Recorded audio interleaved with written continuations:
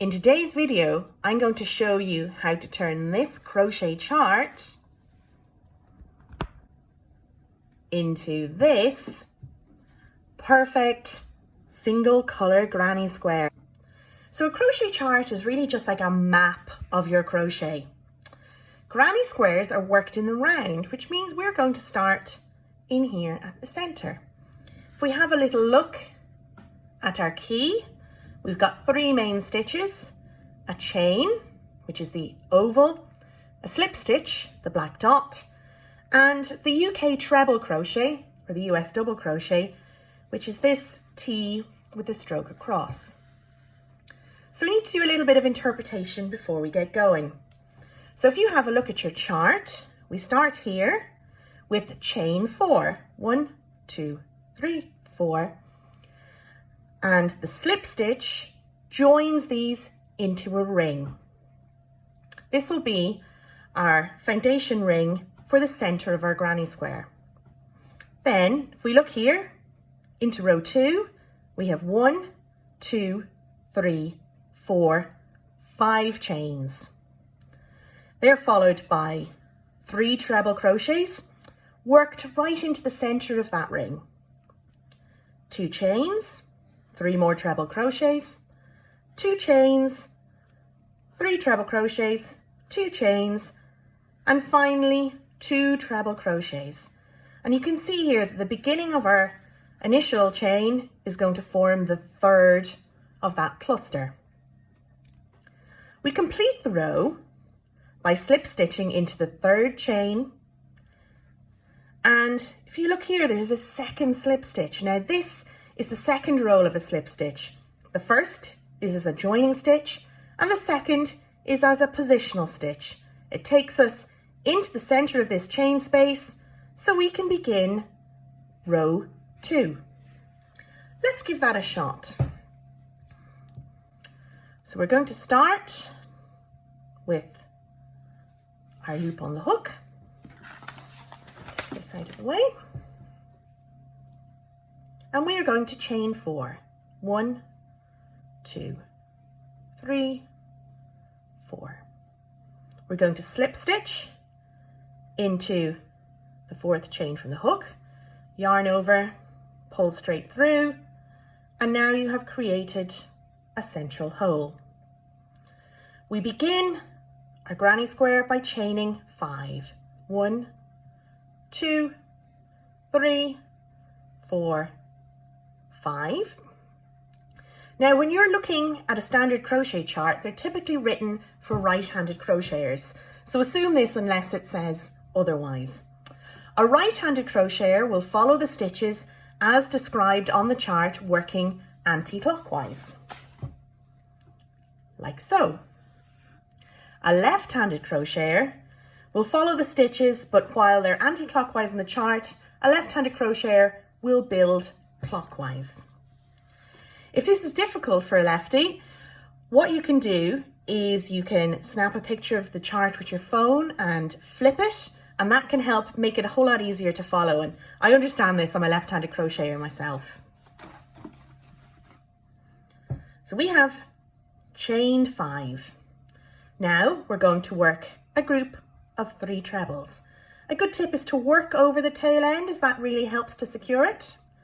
So yarn over, insert into that hole in the center, yarn over through 2, yarn over through 2. We're going to do 2 more, always making sure you're working back into that same hole. If you have difficulties keeping an eye on the hole, pop a stitch marker in it so you always know you're going into the same space. We're going to round a corner now, chain 2, 1, 2, and our next group of 3. 3 trebles together into the same space is known as a granny cluster.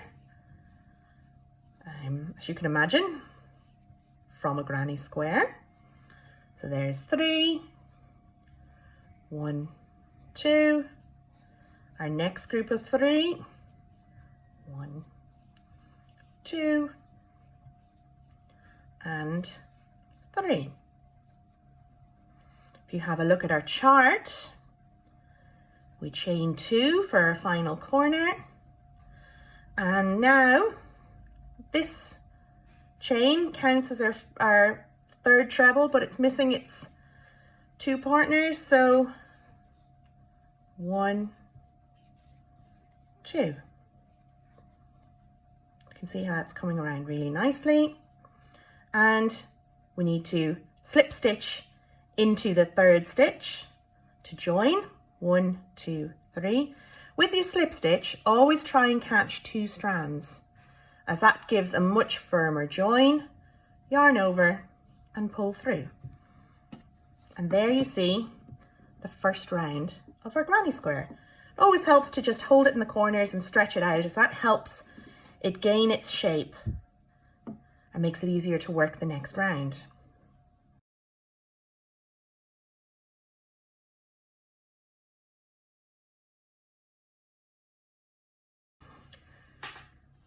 So if you remember from our chart, we had a second slip stitch, and this is a positional slip stitch. It allows us to move into the center of that corner so that we can start right in the middle rather than bunching everything up towards the end. So keep your loop nice and loose, working just into that chain space. We're going to slip stitch around the chain, and we're going to chain 1, 2, 3, 4, 5. Now you'll see many variations of granny squares. I like this one because it works really well in a single colour. It means that you don't have a very obvious seam in your corners, so you can work a continuous granny square without worrying about an unsightly seam forming up the centre of your granny square. So we've done our chain 5. We're going to work 3 more trebles into that corner. And if you remember, just like row 1, we'll finish off this corner when we come round the whole way. So we need to chain 1 to just bridge over the cluster from the row below. And then in a typical corner, you're working 3 trebles, 2 chains, and 3 trebles again. 1, 2, and 3. You can see how those 2 chains in the corner makes a really nice angular corner. So that really keeps your squares square. Chain 1 to bridge over the cluster from the row below. And again, we're going to do 3 trebles, a chain 2, and a further 3 trebles in that corner. So you really want to check that, because otherwise your square will go a little bit skew with. It's really helpful as you make your granny square that every now and again you just pop it down flat on the table and just make sure that everything is even, symmetrical, and it's keeping that square shape. And that will mean that you won't go too far awry, and if you do, you won't have much to rip back. So we've completed that corner. Chain 1 to pass over onto the next corner. Again, 3 trebles,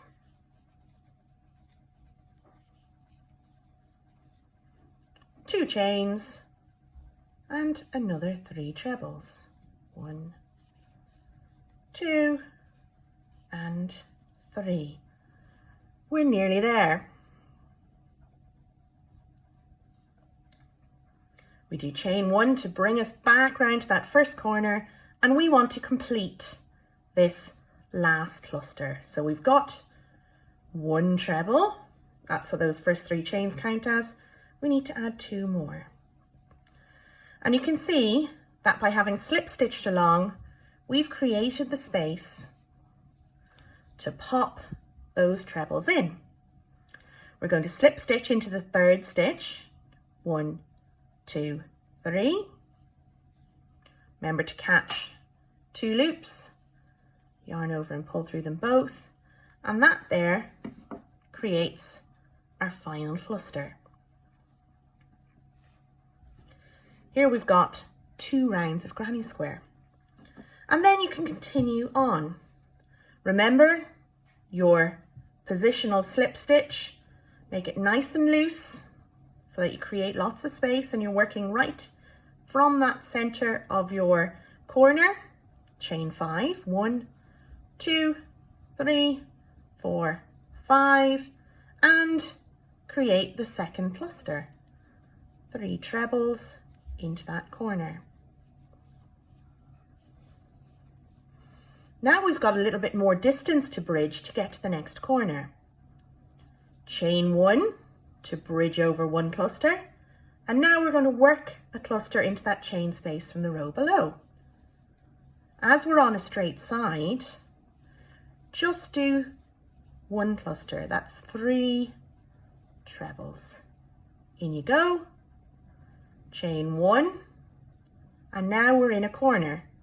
So each corner to round the corner has your 3 treble cluster,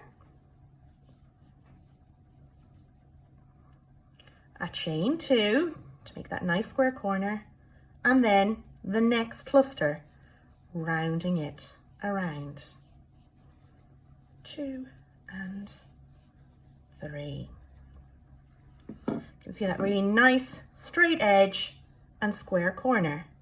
Now I'm going to work my way around to finish off the row. As we round towards the last corner, we'll just do a little recap. You can see that each corner here now in row 3 has a group of 3 trebles, a chain 2, and a further 3 trebles, all into that same chain space. So you're not working into any stitches, always into the chain space. And then along the flat side of a row, chain 1, 3 trebles into each chain space from the row below, chain 1, and then again our corner segment. We work this the whole way around till we get to the final corner, and remember we're still short 2 trebles up here.